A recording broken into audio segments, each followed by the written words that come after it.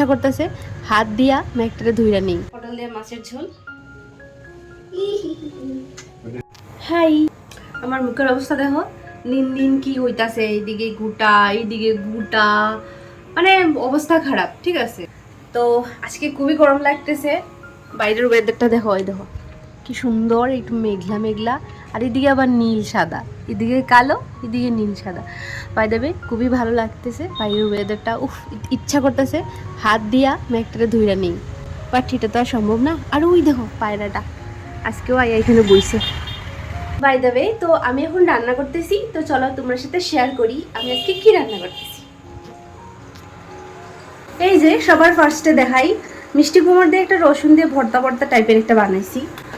আর এই যে মাছ রয়েছে এখানে 4 পিস মাছ, এটা আমি পটল দিয়ে রান্না করবো। পটল ভাজতেছি, আর এই যে আলু, তো পটল দিয়ে আলু দিয়া একটা মাছ দিয়ে একটা ঝোল বানাইবো।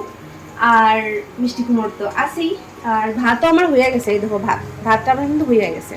আমার পাখির হওয়ার সময় হয়ে গেছে, আগে রান্নাটা শেষ করি।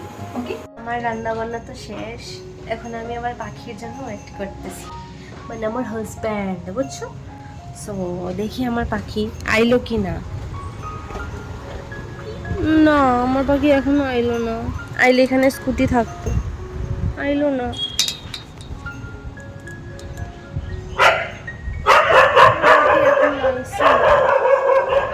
তারিখে রাতা চিল্লাচিল্লি করতেছে, আমার হালকা হালকা খিদা পাইছে, আমার পাখি আইতাছে।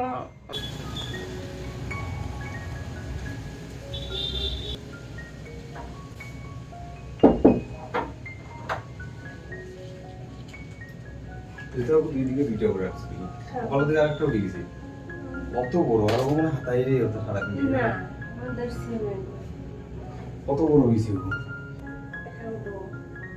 কিতা গুড নিউজ গো, গুড নিউজ কইছি, এটা উঠবো কইছি। শুনলাম একটা গুড নিউজ।